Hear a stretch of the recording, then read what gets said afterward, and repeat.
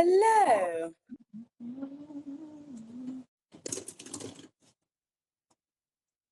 Hello, who do I have? Is that May? Hello, you can hear me? Hey, how are you? I'm doing good. How are you? Yes, I'm very good, thank you. Just having a look at who's going to be joining today. It's the very first one, so I don't know who's going to attend, but I Oh, have a bit of a presentation so I can go over some of the information, or you can just ask questions, or we can do both, and we'll see whoever else is going to attend. How does that sound? oh, that sounds good. That sounds good.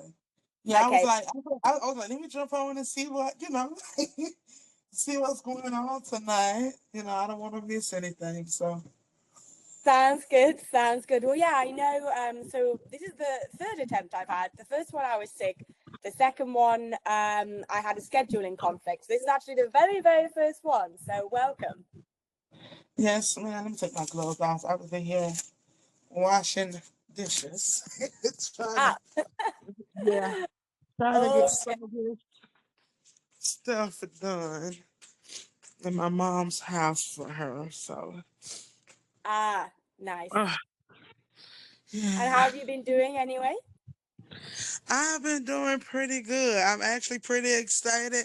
I wanted to start packing yesterday, and I'm like, let me stop. I got it to January, so I'm just like I don't know. I'm just so excited. I'm taking everything in, and I'm just like, I want to go with a clear mind, a clear head, and just do what I need to do to start this new journey. So I've been very, very excited, very happy about it. So every time I'm like, oh my God, this cannot wait. He's like, you're leaving for real? I'm like, oh yes, I am. Definitely. So I am definitely leaving. So I'm just grateful though. I'm grateful for the opportunity.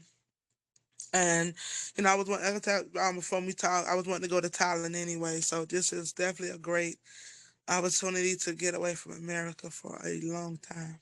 It just breathe and do something I love to do. Oh yeah, I don't know if you see my message today. So I had ended up messaging you, and I had said, because I know like when we go, like everybody is able to do, well, gonna do the TEFA certification and able to teach, English abroad. So my question was, do you think um it would be a good thing to um start getting like what is it like my bachelor to teach other subjects, or you would think like just the TEFL, if you had a choice, the TEFL would just, you know what I mean, like because I know it's gonna be a long time, so I'm just like, what do you think, would be like your opinion if that were like if you was in that situation? I'm just say hello to whoever's just joined, but then I'm going to answer your question. I know you're Hey, fine. Alan, nice to meet you. Thank you for joining on the call. Oh, sorry about my tardiness. Thank you. Yeah, it's all good, no worries. Okay, so I'm just gonna fill people in. So Shartasia is somebody that's actually just signed up. So Shartasia, this is not one of the live calls. The live call that we have once people have joined is actually tomorrow night. This one is a Okay. Q&A, and it's open just for anybody who has questions. So a lot of the people that join won't have ever spoken to me, and they haven't joined the program. Just so you know. Alan Shartasia joined up. She's brand new and she's going to be joining the very first live call on the program that I offer tomorrow. But like I said, this is just a Q&A, mostly for people that haven't showed up. Okay, so Shah's question was, she doesn't actually have a degree and she's wondering whether she should go about getting her BA if she's looking at doing this long term. So there are different kinds of teaching qualification. The first kind of teaching qualification is like at the state level. So this would be normally you have to have a degree, and then I'm not entirely sure how it works in America, but you'd have to have like some sort of top up or some sort of degree that adds on to that to be a teacher. So for example, in the UK, you can either do a 4-year degree in education to become a teacher, or you could do a 3-year bachelor's degree and then you do a 1-year top up year. and that allows you to be a teacher in schools in schools in like the US, America, and you're the UK, sorry, and you're a state teacher.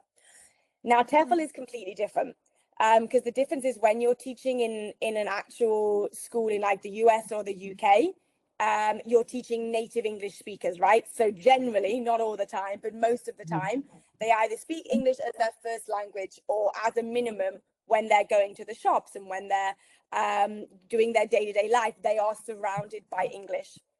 So if you want to teach abroad, you have to have this thing called a TEFL certificate. So TEFL is teaching English as a foreign language, and it allows you to teach non-native English speakers. So I think we've already spoken about this, but a lot of people are like, oh, I can teach, right? You know, I speak English, I'll be a great teacher. And of course, if you're passionate and you care, then you can be a great teacher. But by presuming that you're going to be really good at teaching people English who don't speak English, you're kind of making it harder for yourself. So on a TEFL course, basically what you're going to learn is how to teach people that don't speak any English whatsoever, how to make sure they understand. Because if you just say, do you understand? Then they're like, Right. because they don't want to be Yeah. that one person that's like, nope, I have no idea what you are talking about. And then you'll learn how to make your lessons engaging. So I think typically a lot of people think of a teacher as somebody that stands in front of the classroom and just imparts all their knowledge. And they think that once they've said it once, the students have learned it. This is not teaching, or in my opinion, it's not how teaching should It's be. not. Yeah. See, again, you have a bit of experience. So what you'll learn is how to make your lessons engaging, how to do lots of different games and activities. So I always say anybody can pick up a student book and be like, turn to page 1, do exercise 1, turn to page 2, do exercise 2. Okay, let's go through the answers. The answer to number 1 was tree. The answer to number 2 was forest. Do you know what I mean? That's not teaching. So what a TEFL course does is it teaches you how to actually teach your students in what we call a student-centered way. So that was just a bit of back information. So Nice. often in Asia, there's different types of schools. There's public schools, there's private schools, there's international schools, and there's language centers. So if you have a TEFL, you can normally work in a public school, a private school, or an international or a language center. Now, an international school is basically the same kind of school that you'd get in the United States or the United Kingdom. So usually to teach that, you need to have an actual teaching qualification, and you're teaching British or Australian or American curriculum. So that's where you need to have like a full-on teaching qualification, but that's not generally what teaching English as a foreign language is. And normally you're teaching in an all English environment to kids from all over the world, and it tends to be rich kids who have got parents that work corporate jobs, that pay a lot of money to go to these big international schools. We have a phrase called expat brats, which is people, again, that's not a very nice phrase, but it's a joke that we have about kids that go to these schools that often, they have a lot of means, and it's not quite the same kind of teaching. Now, interestingly, a lot of international schools do request that you also have a TEFL, because they want to know that you can teach non-native English speakers. But in general, to teach in a public school, a private school, or a language center, all you need in certain countries is a degree, and in other countries, all you need is the TEFL. So that's that. So if you don't have a degree, because a lot of the people that I work with don't have a degree, there's certain countries where you can't work, certain countries where you can work. Now, countries where you can work are Cambodia, Costa Rica, Myanmar. Generally for Americans, it's harder to get into Spain because of to Europe because of the visas. So they're your 3 top countries where you can work. Now, you could do this forever if you wanted to. You don't need to get your bachelor's. However, what some people do, if they decide they want to then go and move on into international schools, which do generally pay better, they might then go back home and study for a bachelor's. Or you can also study a lot of bachelor's programs online in your own time while you're still teaching. So what I recommend for people without a degree is do your TEFL, move abroad, start teaching, get experience, and then if you want to, go and do an online bachelor's that you can study in your own time while you're still working, and that will open up more doors for you. But you might actually decide that you don't want to work in these big international schools because it's very much like the US system. It's a lot of work, it's a lot of hours, there's a lot of unpaid overtime, there's a lot of red tape. In general, the English as a second language scene is a lot more casual. It's a lot more of that work-life balance that we've been talking about. Whereas international schools is a lot more taking a job that you would have in a state school in the US and bringing it here. It's probably not quite the same because of various things that are going on in the US and the UK at the moment, but in terms of the actual job, it's quite similar. So does that answer your question? Yeah, it does. It does. Okay. Nice. Perfect. But yeah, without a degree, come over. You are more than welcome. All right. So I'm going to, Alan, I'm just going to jump in. Did you have any immediate questions? And if not, then I've just got a quick PowerPoint and then I'm going to do questions afterwards. But if you have any questions, throw them my way. Anything that you wanted to know. There we go. Sorry. Oh, No, good, no problem. the last little bit actually covered a couple of my questions, so I'm good for now. Thank you. Okay, perfect. No problem. Okay, I'm going to attempt to share my screen. Let me know if it works. It's a little bit hit or miss. I've still not worked out why. Okay, can you see my screen? Yes, ma'am. All right. Okay, so very quickly, I've been a full-time teacher, or what you might call a SLOMAD, for 12 years. So I've taught English in lots of different places. So for example, I started with general English, but then from general English, you can also go into teaching things like business English, corporate English. You can specialize in young learners. There's a thing called IELTS, which is where you teach people that want to move abroad so that they can pass this special exam to prove their level of proficiency. So that's more about exam technique, less about teaching, for example, grammar and vocabulary, but it's still included. So I've done IELTS teaching, I've done one-to-one teaching, I've taught 50 kids in a class. I've done teaching like on over COVID, I was teaching completely online. So there's lots of different kinds of teaching that you can go into. So I've lived in 7 different countries over 22 years. Generally, I've been able to save. Now, I do have a degree. Wages for people that have a degree are higher than people without a degree. I was also teaching in Vietnam, where there is a lot of opportunity for online teaching and extra classes that you just do kind of cash in hand on top of what you're doing. But generally, I was saving between $500 and $1,000 a month. Obviously, the $1,000 was more when I was a teacher trainer. I've now been a teacher trainer for 5 years. But the point being, there is definitely plenty of opportunity to save because you're going to a country where the cost of living are very low and you're being given a Western salary.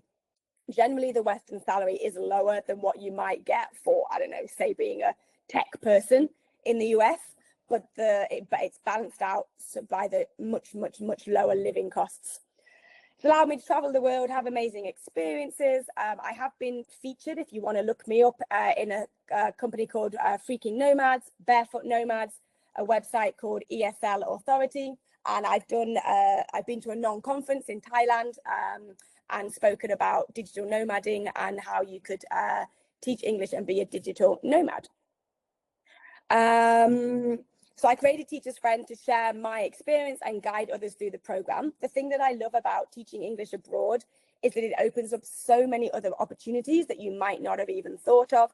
So like I said, there's lots of different types of English teaching that you can do. You could also go into blogging about your new life, YouTubing, going on Instagram.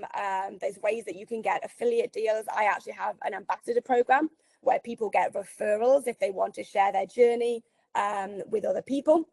And then I've got somebody that just came to teach English and then ended up getting a job in Bali doing media, which is what his original degree was in, because he was just at the right place at the right time.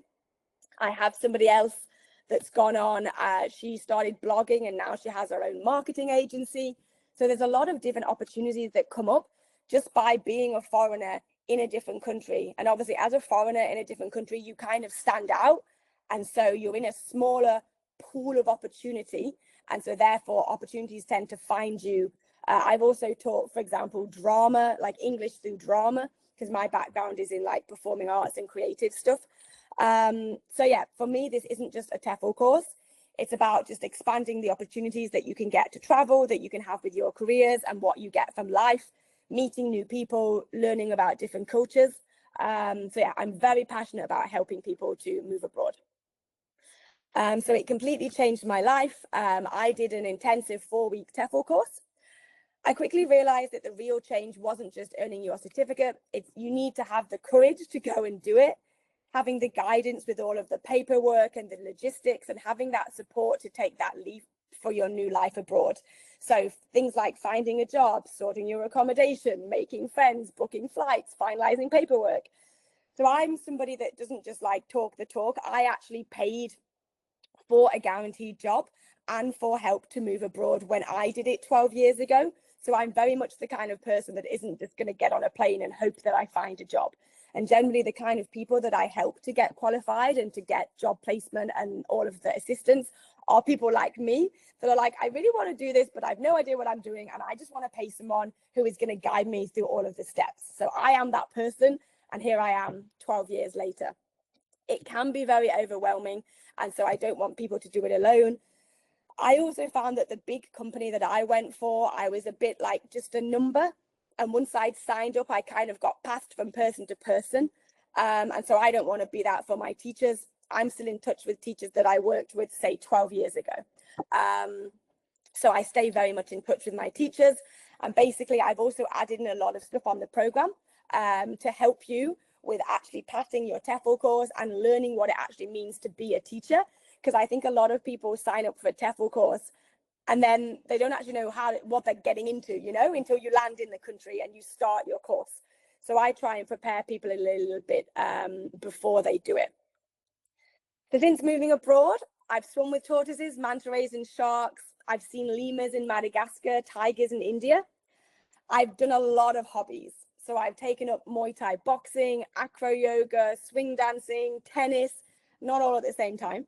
Motorbiking as well. I had no interest in getting on a motorbike ever. It took me 6 months to actually get the bravery to get on a motorbike in Asia because the traffic is insane. And I now have my full UK motorbike license. So it's also going to open up hobbies and things that you just never expected.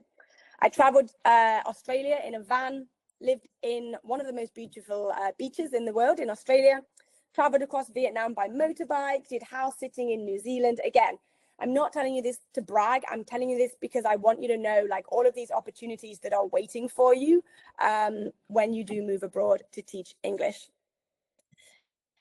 Finally, some good reasons to teach English abroad. You can travel the world while earning and saving an income.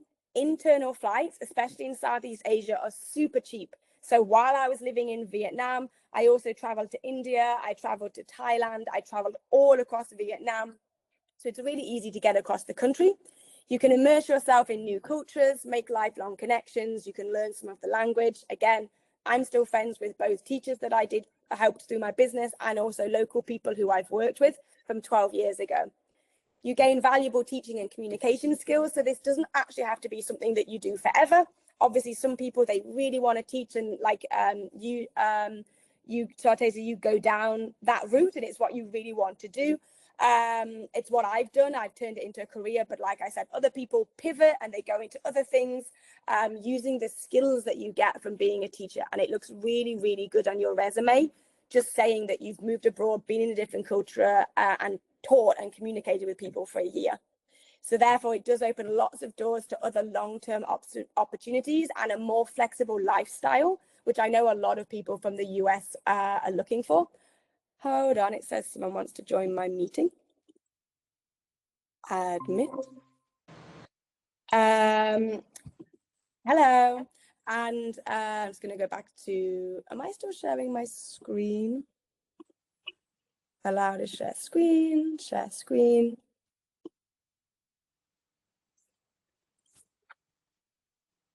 Okay, so it also opens doors to long-term opportunities and more flexible lifestyle. And again, you also, it sounds very, very cheesy, I know, very, very cliche, but it also allows you to grow as a person and get a lot of growth as well as having an adventure. So some questions that people might have. You do not need a bachelor's degree. If you don't have a bachelor's degree, the best countries to work in are Cambodia, Costa Rica if you are American, and Myanmar. You can work there completely legally without a degree. You need a TEFL or TESOL certificate. So the reason you need this, even if you're already a teacher, is because it's going to help you teach non-native English speakers. So you are teaching people in English who do not speak English. So obviously that's a little bit difficult. So you're going to be learning the techniques that we use in order to teach people who don't speak your language. A lot of people ask me, do I need to speak the local language? If you speak the local language, it's going to help you bond with your students in and out of the classroom. It's going to make it much easier when you want to go to the market, etc., but you absolutely do not need it.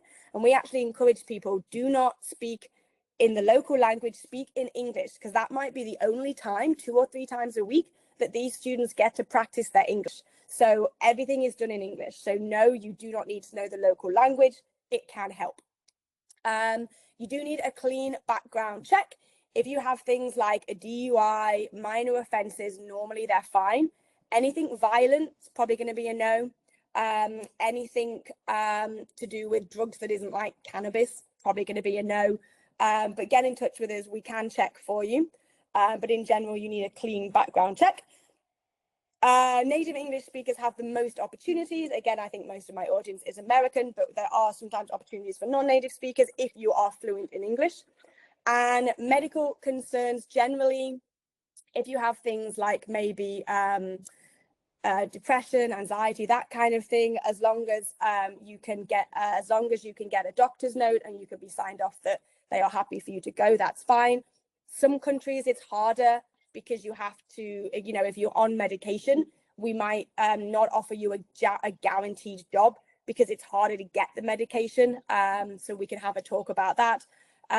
Generally, there are a few things that, if, like, for example, if you're blind or you have problems with mobility, you wouldn't be able to. But overall, as long as you're in relatively good health, we can get you a job. Again, if you're not sure whether your medical condition or your medication is going to be a problem, come and let us know. And it does vary country to country. So they're basically the main requirements. So generally, most people can go and live abroad earning a stable income.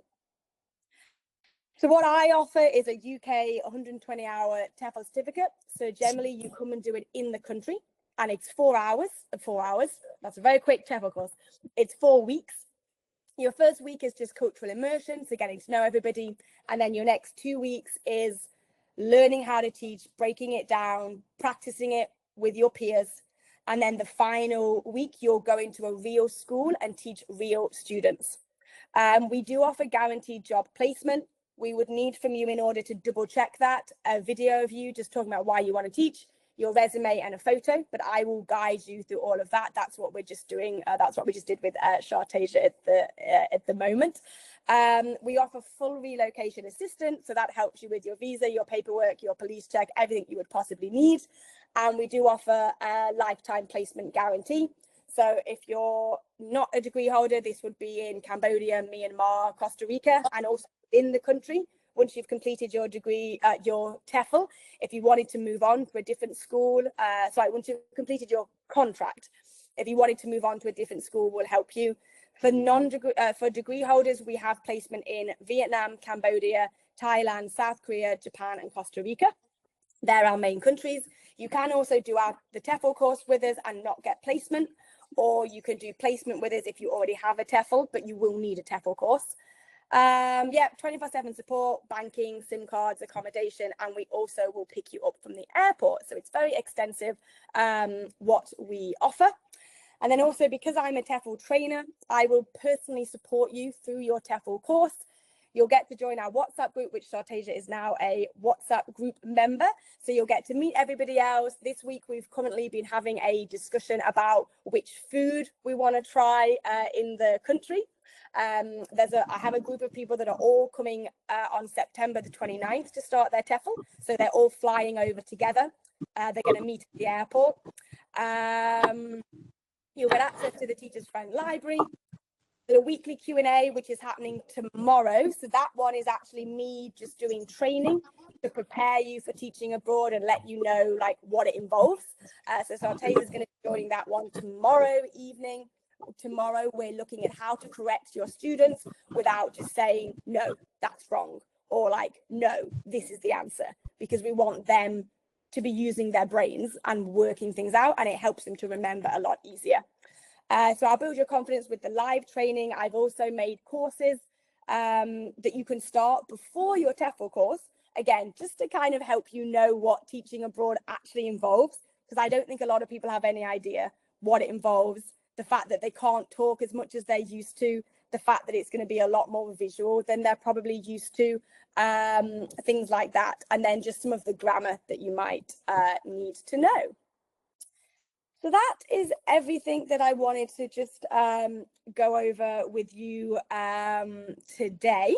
But does anybody have any questions that they would like to ask based on what I spoke about? So I have a question. So when you spoke on the about the countries that require the degree, right, and stuff like that. Yeah. So what school will you, like, since it's Vietnam, like which online school would you like basically recommend that will be okay to go across all of, you know what I mean, all of those that you offer, all of the countries that you offer? Cause you know how some of the online schools is not accredited, and since some of us is gonna be entirely in you know, in what is it, the not Puerto Rico, but Costa Rica. whatever the other one. Yeah, Costa Rica stuff. So like, if we all just say, okay, yeah, we wanted to just, you know, stay where we at and go jump back in college or whatever and get the degree, what college, online college, will be accredited? So we won't just be going to college and not being accredited, and then the degree is not worth anything. So it needs to be accredited by the government. So it needs to be an actual degree from the US government. So I think in the US it's called the US Department of Education or something like that. Yeah. So I don't know too much about getting a degree, but in terms of getting a TEFL certificate, it's a whole mess. So basically, for a TEFL, there's no like official governing body. And so before there used to be accredited courses and not accredited courses. And then what happened was companies, TEFL providers, realized that when they were saying that when they weren't accredited, people didn't want to go with them. So now there's been a lot of companies that have opened up and said, we're accredited. And what they're doing is that it's very easy to open a company in the US. So you open a company that says, we accredit TEFLs, and then you open a TEFL program and you say, we're going to accredit this program. And what they're doing is they're accrediting their own program. So the whole point of accreditation is that Party A trains people. Party B then checks that the training that's being done is high quality and meets certain criteria. So if you're looking at doing a degree in teaching on top after you've done your TEFL, you want to go to a one that is done by the US Department of Education. And so all providers should be able to tell you who they're accredited by, and they should be able to give you like a number or a code. You can then go to the Department of Education's website and say, check my accreditation. So that is how you know. The same as ours, because ours is UK government accredited. We have a code. You can put that on the UK government website. As a general rule, if you're going to do an entire degree, it's going to cost the amount of money that an entire degree costs. So it's not going to be cheap. As a rule, if it's really cheap, don't do it. It's not worth the paper that it's written on. Got it. Okay. Gotcha. Okay. You're welcome. You will, and again, also you can come to me if you have any questions. There will be companies that are like, we're accredited, and they say we're accredited by the Department of International Accreditation or something that sounds kind of legitimate, but sometimes the more legit it sounds and the longer the name, the less legitimate it is. So yeah, for you, US Department of Education, for accrediting TEFL courses, get the number, and then do research. So if they, again, for TEFL courses, particularly if they're accredited by the International TEFL Association, that's not a thing. So often they're accrediting themselves, or it's not a very legitimate one. So I would generally say government accredited courses are the best way to go if you want to be sure. Got it. Okay. Nice. You're welcome. Any other questions? If not, I can just go through a few questions that I get asked frequently. Stephen, did you have any questions?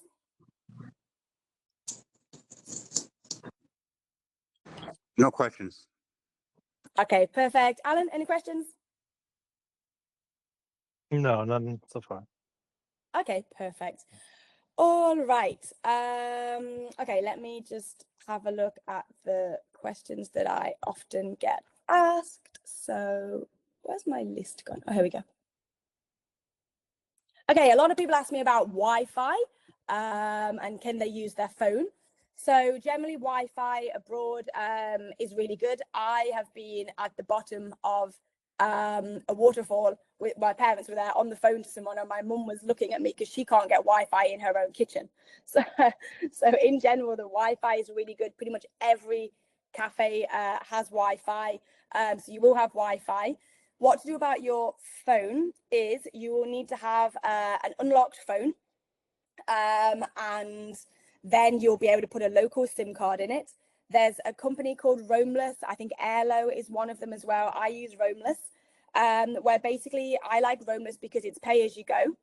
So it's in, what's it called? It's like an online, what's it called? Like an eSIM. There we go. It's an eSIM. So you put it into your phone, but it's not a physical SIM card.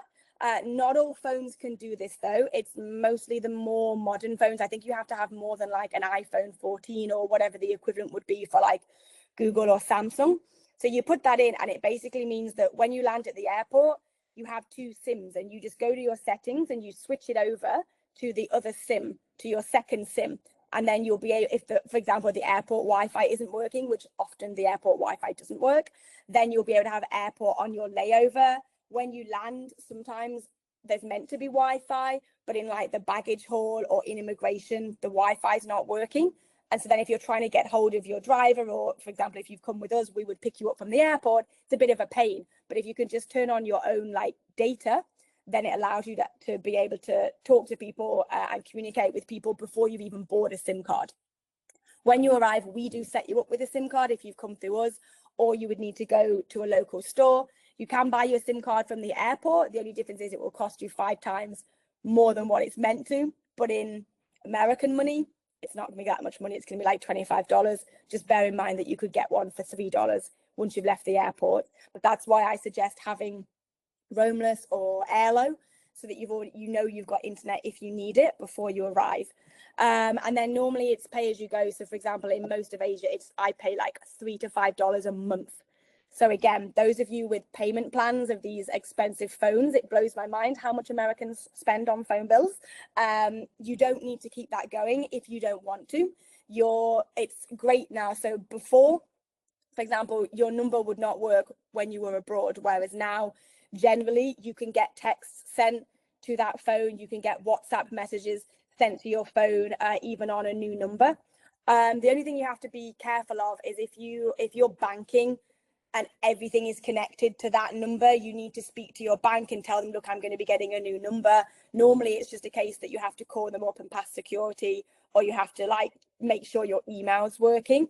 Don't just move abroad with everything connected to your old number, because that's gonna be a problem. If you want to, some people just choose to continue paying for their old number. So I know my partner's American, he has an American number and a local number. I don't. I haven't had a British number for 12 years. I just keep using my new number. All of my friends can message me, they just can't use SMS, so it's all through like WhatsApp or iMessenger or Instagram or whatever. So again, if you come through us, we'll help you get your phone set up. But the main things are get an eSIM if you can. Make sure your phone's unlocked or your phone's not going to work with the local SIM card. Nobody really texts over here. It's all like WhatsApp, or what's the other one? Like each company, Telegram, each country has their own kind of platform that most expats are using. So you'll just download that one.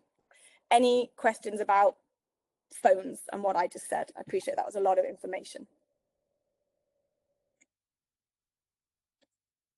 Perfect. So yeah, that is the deal with phones and phone cards. Again, I recommend Roamless. I really like it, but it's completely up to you. I briefly mentioned this, but people ask me a lot about cost of living. So if you want to make money and you have a degree, I would recommend South Korea or Vietnam. South Korea, the perks of South Korea are that you get free housing, you get your flight reimbursed, you normally get, sometimes it's round trip, so you get to go home again as well if you want to go visit family or whatever.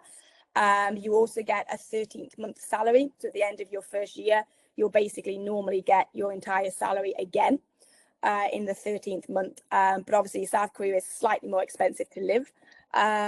Generally, salaries are around 1,600 to 1,800 US dollars, and then you're not paying accommodation, and it's still cheaper to live there than it is in the US. Japan is, you don't get all of the benefits, you don't get the free housing, and it's more expensive. So if I was going for the money, I would pick South Korea over Japan. Vietnam is a really good one if you're not looking to work so many hours.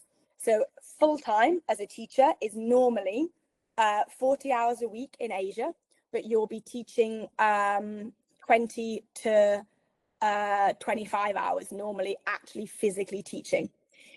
But the catch is you have to spend the rest of your time at the school, lesson planning, preparing, attending events, parents,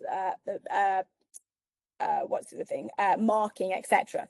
In Vietnam, if you do have a degree, you're generally teaching 18 to 22 hours a week, and when you're not teaching, you get to go home, you get to lesson plan in a cafe, so you have a lot more free time. So people that are looking at, they really want to teach English, but they also want to have more free time, maybe build their own businesses, start a side hustle. If you've got a degree, Vietnam is an amazing place. Non-degree holders, Cambodia is your best option. Typically, you'll earn between $900 and $1,500 a month, and you'll also be saving between $100 to $200 a month.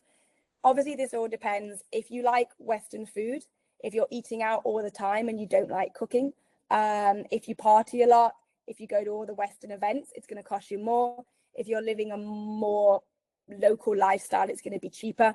And your biggest thing also is going to be accommodation. Generally, so obviously, if you're in South Korea, it's free, so that's a huge bonus.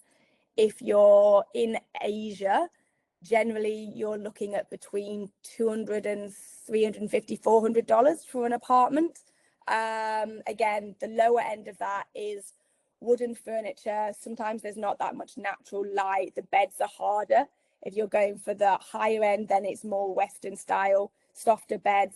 Like this is a very typical Western style room. So like very white, very bright, big thick mattresses, so you would pay slightly more for that. So it depends whether you're wanting to go local or not. You can also house share, which makes it a lot cheaper. In Cambodia, I had my own room, shared kitchen, shared living room, and it was like $150 for the month, but it was a very, very local place. So it really depends your level of comfort, but you can get nice places for $400, $450 a month, sort of like studio one-bed apartments.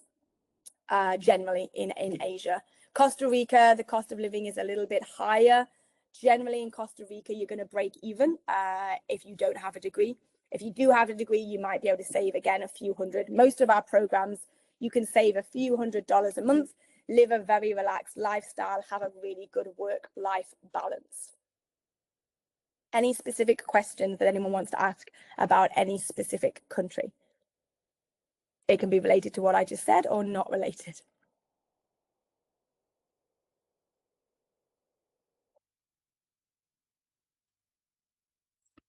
Okay, perfect.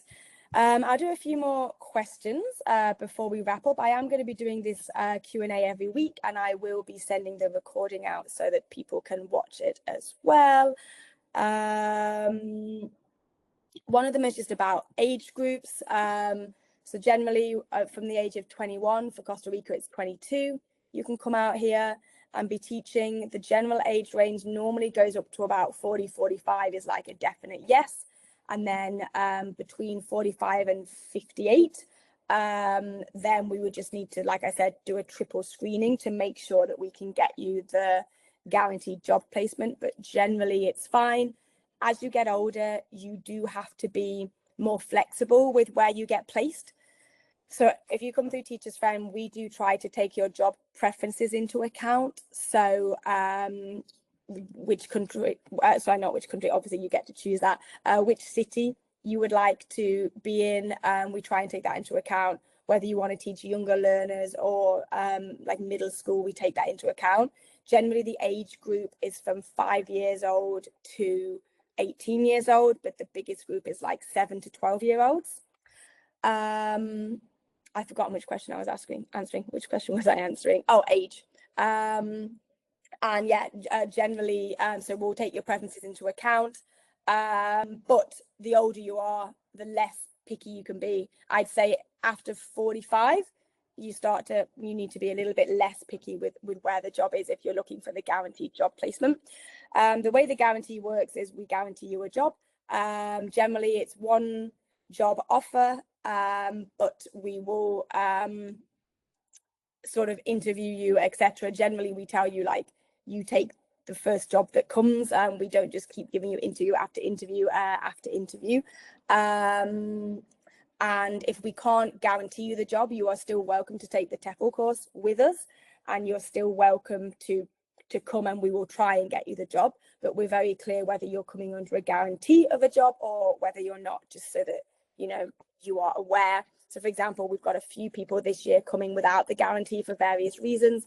Either they have medical issues or it's harder for them to get into the country due to their nationality, etc., etc. But I will never turn people away. It will just be the difference of whether there's a guaranteed job waiting or whether we're going to try to get you the job. But yeah, generally age is fine. I have a lot of people asking me like, can they just stay? So the great thing about teaching English is you're going to be given a work permit. So you can stay for as long as that work permit is. It normally lasts for the length of your contract, so usually about a year. And then after that year, you can renew your contract.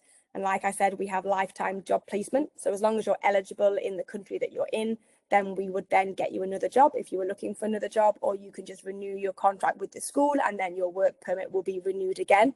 Once you hit retirement, generally, if you're earning a certain amount of money from outside, this might be your pension, etc., then you would then just move on to a pension, like a pensioner's visa. But normally you can't work after about 58, 59, because 60 is the retirement age.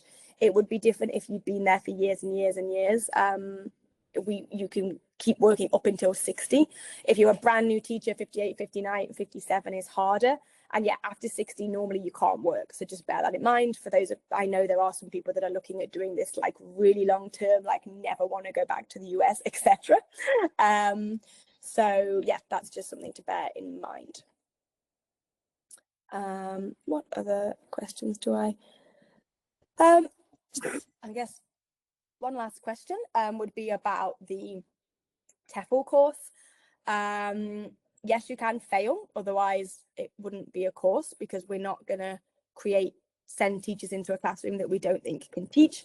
But it is very, very unlikely. No one has ever failed on my program.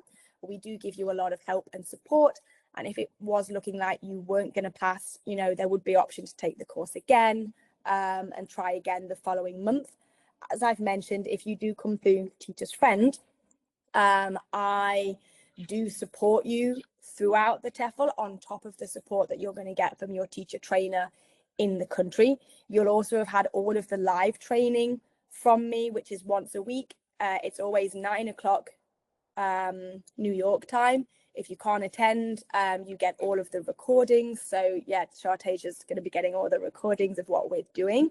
And yeah, like I said, we will do our best, and it will never be out of the blue. You'll never be like, yay, this is going great, I'm doing really well, and then be told, actually, no, you've failed. So you'll always be told, early on if there's an issue or if there's something that needs to be improved, and you'll be told how to improve it. And on our courses, you do at least 2 days in a real school teaching real students, and that's where you'll be told like what you're doing well and what it is that you could do to improve. But yes, you could fail, but it's very, very unlikely, and I will do everything I can to get you through. No one that I've ever worked with has failed. Any other questions, or I will wrap it up for now, but I will be doing these Q&As once a week for anybody that wants their questions answered. Just one more quick question. No problem. So when we get ready to come, I know we're out the country, so it's a question I need to ask. Do we need, I know on one of the sheets I see that we need to bring a certain amount of cash over there with us. So I'm gonna ask you this. Do we need to bring, how would our money work that we have here? I know our phones will have the money on it, so like that. So, but how will we use the money over there? Like, I know our bank cards might not be able to use over there, and I'm not sure. So how would that work? I can't hear you. You muted. I don't know how I There you did go. that. I didn't even touch it, so I don't know how that happens. Okay. So the first thing I recommend that you do is get a Wise card. Now, annoyingly, Americans, for whatever reason, can't get a physical Wise card, but you can open a Wise bank account, and you can also get, like these electronic cards that you have on your phone where you can tap on your phone. So a Wise card will allow you to, it's like a normal bank. So say if you have two banks in the UK and in the US, and you can transfer between your bank, right? Like if you owe your friends some money, you just transfer them money. It's the same. So you would transfer money from your US bank account to your Wise account.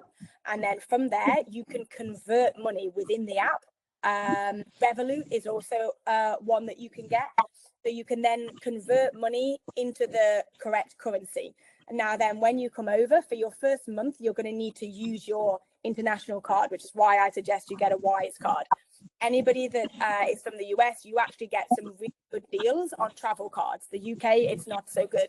So I would go and have a look at like what's a good travel card for the US. For example, the card that my partner has will refund, or I think he's with Chase, and they will refund all of the ATM fees. So the annoying thing about being abroad is that if you use a foreign card, there's an ATM fee everywhere you go. Sometimes it can be like $5 a time. It's very annoying. Oh, wow. So if you are stuck doing that, then I recommend, I used to take out like a lot of cash, like $400, $500 at a time, and just hide it in places because I didn't obviously be careful when you're doing it, go with someone, blah, blah, blah. But I didn't want to be paying the fees. It really annoyed me. So yeah, take out large amounts of cash when you first go. You could also arrive with about $500 in cash, just put it in different places, etc. Take it with you in your hand luggage, don't put it in your main bag, etc. So with this Wise card, I would get a Wise card and like some sort of international card, so that then if you lose one card, you've still got access to your money, because otherwise you have to call your bank, they have to post you the card, and then you don't have access to your money. So always bring at least two cards from two different accounts, so you could just transfer the money if you did lose your card. Or there are sometimes scams that happen, so then you might need to cancel your card. It's very rare, but it does happen.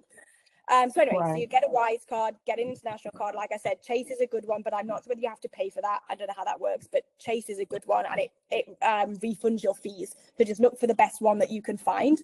And then you only actually going to need that for like a month, because once you get paid, you'll be paid into a local bank account and you'll get a local bank card. Now, there's no fees for ATMs with a local bank card. It's totally normal. So you just use it as normal. If you come through Teacher's Friend, we will set you up with your SIM card when you arrive. We will set you up with your bank account. You'll basically take your work permit into your bank and your passport, and we will help you do all the paperwork to get your local bank account. Again, if you have Wise, you can then take money from your local bank account and pay it into Wise in the local currency, then convert it to US dollars and then send it over. So you're not going to have to pay as many conversion fees. So 100% you're going to get a Wise card. I can send you the link for it now, and you're going to get a second card. Also, if you're using your normal bank, you need to call up your bank and be like, hey, I'm going abroad for 6 months to a year, because otherwise when you try and use your card, they're going to block it. So you just need to call them before you go. But yeah, honestly, it's super easy. Wise is amazing. You do it all in the app. You just like convert the money the way you would in the US if you were transferring between two banks in the US.